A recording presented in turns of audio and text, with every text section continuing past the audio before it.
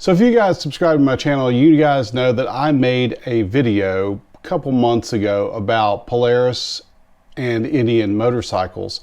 Essentially, what I was trying to feel out was the value that Indian gave to the Polaris brand. Well, then they had to go off and just screw everything up. As everyone in the world now knows, Polaris is spinning off Indian Motorcycles, has decided to sell it off to private equity.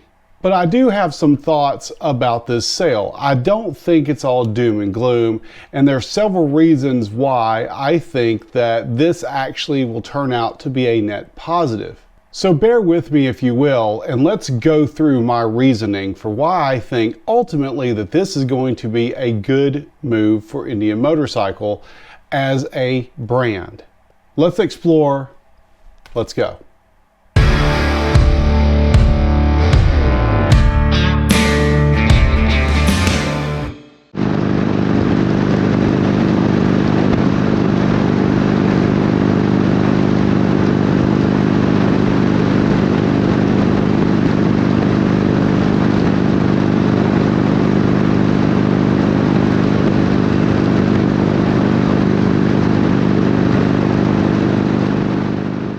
Now, I think critically there's three things that we need to look at here when it comes to the sale of Indian Motorcycle to private equity from Polaris. So let's go back into our Wayback Machine and take a look at Polaris's history.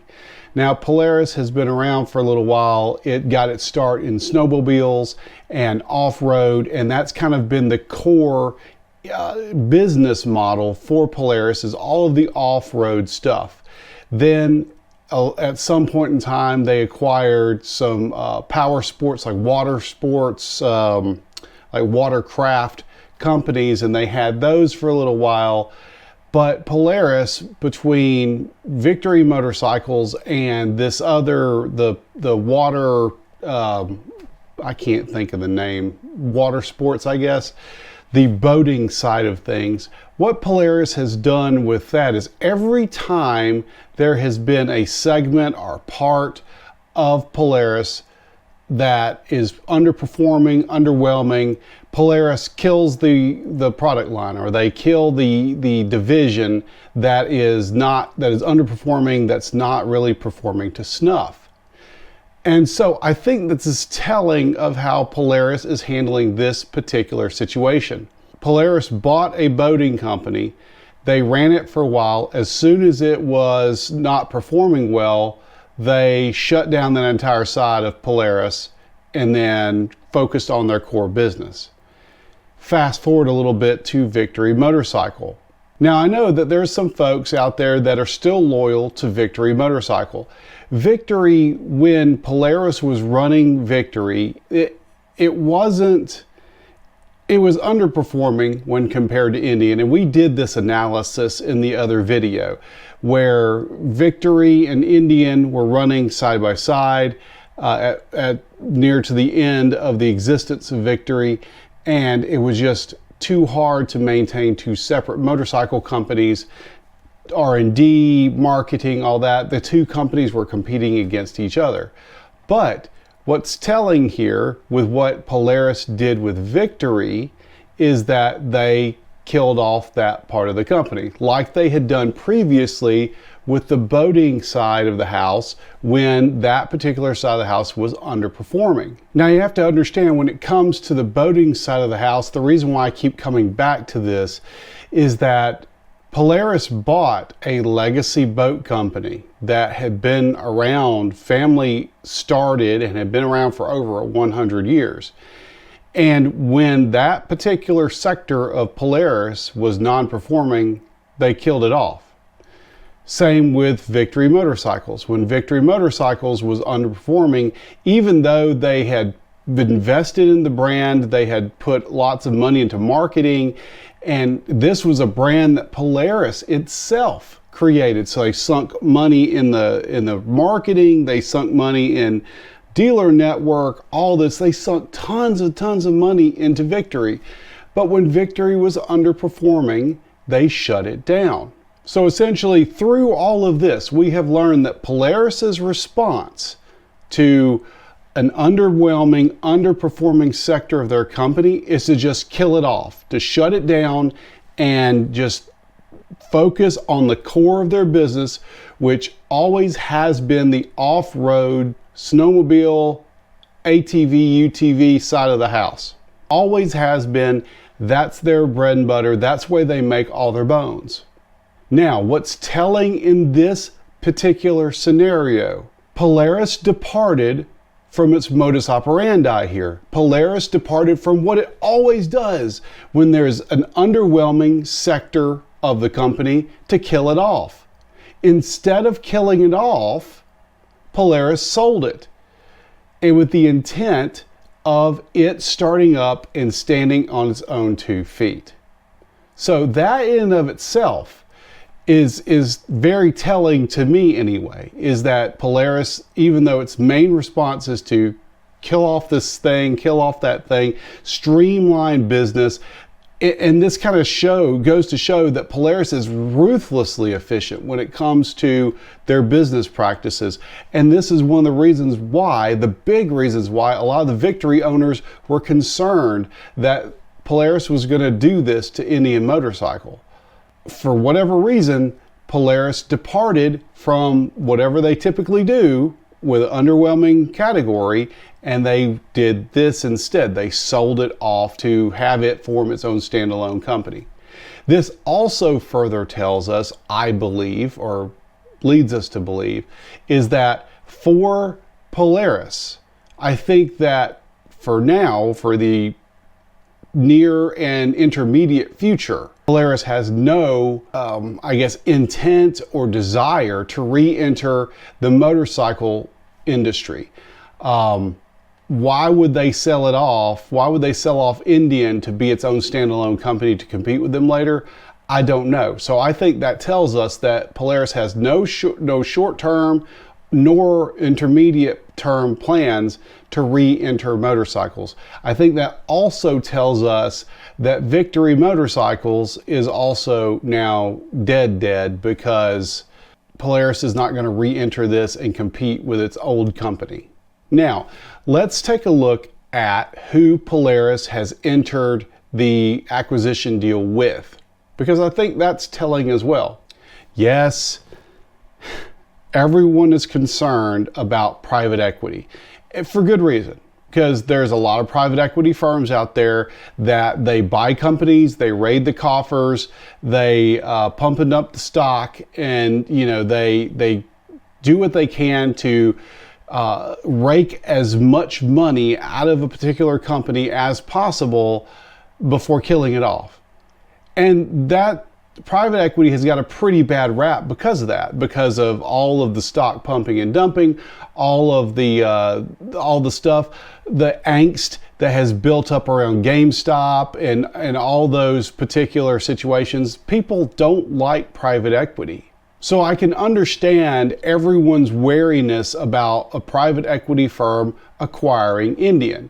But what is it about this one private equity firm that is interesting to note? Carolwood LP is the private equity firm that has entered into the acquisition for Indian Motorcycle with Polaris. And so this is a relatively young company. It's only been around since 2014. The principals of this company are Andrew Shanfield and Adam J. Rubin, which in doing my research, I don't think it's the same Adam Rubin that's a children's author. I think it's a completely different guy. If you take a look at Carolwood's website and what they describe themselves as, they say that they acquire and manage a diverse portfolio of properties and companies with meaningful potential for repositioning and growth. Driven by an entrepreneurial mindset, Carolwood builds lasting value for our investors, our partners, and the communities we serve. Carolwood LP has made its bones in real estate. It looks like that they got into a lot of real estate. They do a lot of real estate transactions, commercial real estate transactions. I didn't really see too much residential, but mostly commercial real estate transactions in the LA area, which in that area, real estate, commercial real estate especially, can be quite a lucrative business. But in addition to the real estate holdings of Carolwood LP, they also manage a few companies. John Boy Media, Estate Media, It's Bagels, Pop's Bagels, Cha-Cha Matcha, a Dab of Zabs, it's a hot sauce company, Croft, which is a restaurant. These are all featured companies on the Carolwood LP website. If we also take a look at Andrew Shanfield's public information, he also lists that he's an investor in Cha-Cha Matcha, investor in Happy Hour Drinks Company, investor in John Boy Media, Zabs, Croft Alley, and Pop's Bagels. But what's telling about these are the dates at which they entered into these agreements. If you take the public information by Mr. Shanfield at face value, it appears that the oldest investment is Croft Alley, which is a kind of boutique dining situation over in the Beverly Hills area. There's 2 locations in the Los Angeles, Beverly Hills metro area. Then you take a look at some of the older investments. We've got 2019 John Boy Media, which is kind of a social media company. They do a lot of sports coverage, things of that nature. They have acquired them and they are still with them. Happy Hour Drinks Company was in 2020, Cha-Cha Matcha 2021, Pop's Bagels 2020, Zabs 2020. And what's interesting about Carolwood LP, for example, the Pop's Bagels, it started off with 1 location in Los Angeles. Through partnership with Carolwood LP, it looks like now they've expanded to 4 locations in the Los Angeles area. So Carolwood LP has a track record of working with companies, do basically what they say on their website to reposition them to be more profitable, to provide returns for the private investor group. This also suggests, based upon the publicly available information I have right now, that from 2014 until about 2019, Carolwood LP mainly focused on real estate acquisitions and holdings. And this is backed up by other news reports in the Los Angeles commercial real estate space. Carolwood has been heavily invested in commercial real estate in that area of the world, basically the Los Angeles metro area. They have been doing a lot of buying distressed properties and flipping and selling those properties for a massive profit, or by hanging onto them and becoming landlords of those properties and kind of providing commercial real estate space. They take these distressed properties and flip them, essentially. So what I'm trying to say is that between 2014 and 2019, it looks like they basically heavily focused on real estate. And that is in line with the biographies of the 2 principals of the firm. If you take a look at Adam Rubin's resume, he graduated New York University's Institute of Real Estate, where he studied real estate finance. If you take a look at some of his publicly available information, he was a real estate analyst for W Equities before the founding of Carolwood. If you take a look at Andrew Shanfield's CV, he was in the acquisitions department for Dracon Properties, a Los Angeles-based real estate firm. And now he also attended the University of Michigan and got a BA in economics. So both of these guys are heavily invested in real estate, and that's kind of where they got their start. Of course, it makes sense, right? If you know real estate, that's where they started Carolwood, and they kind of got Carolwood off the ground by doing heavy real estate investment.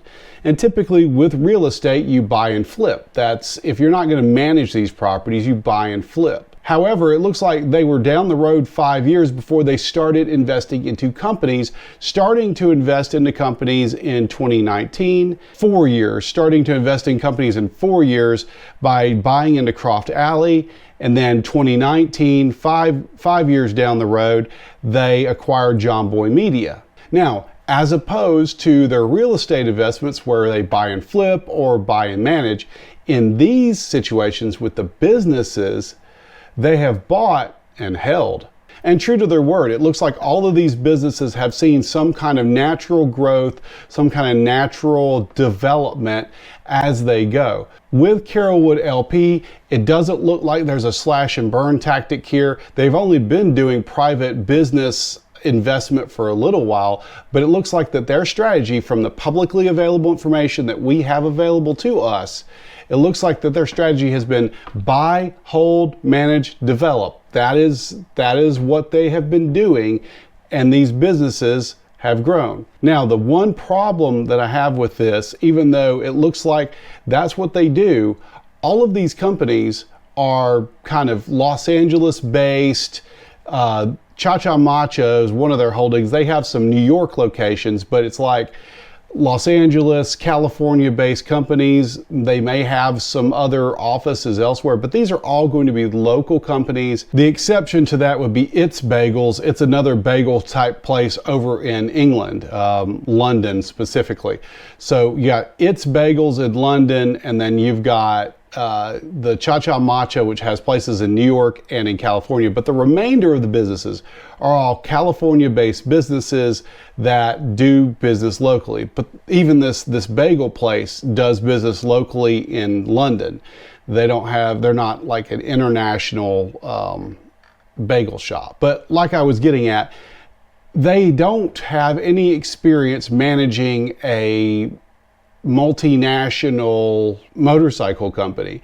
That is the only problem, which I can't fault them for hooking the big fish, right? You know, if they're this private investment company and they can grab Indian and run Indian, and that's what they're able to do, good on them. But they just haven't had a project to this scale as of yet. But as of right now, according to all the publicly information that's available to us, it looks like that Carolwood LP intends to buy Indian, to hold Indian, and to develop Indian into a better version of itself, or to just develop the company. And that makes sense from an investment standpoint, right? Because you're going to, you could get a company and strip all of its assets and sell everything off and make a quick buck for your investors.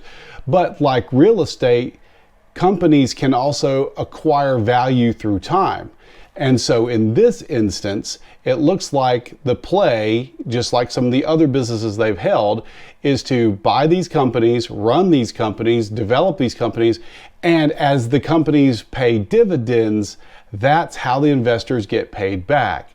So private equity isn't all about slashing and burning.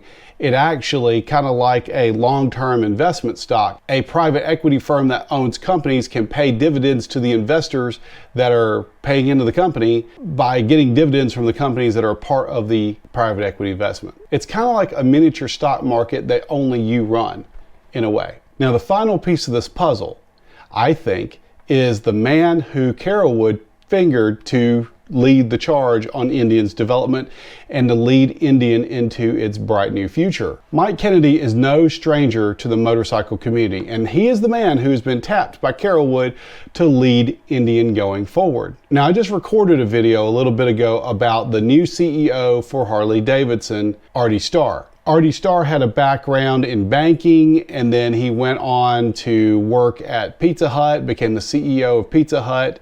After climbing through the ranks over there, went on to Topgolf and has a lot of experience in the service industry. But the man doesn't know motorcycles. Mike Kennedy, however, does know motorcycles. He spent 20 plus years at Harley-Davidson, ending up, climbing through the ranks over there, by the way, ending up as the Vice President and Marketing Director of the Americas.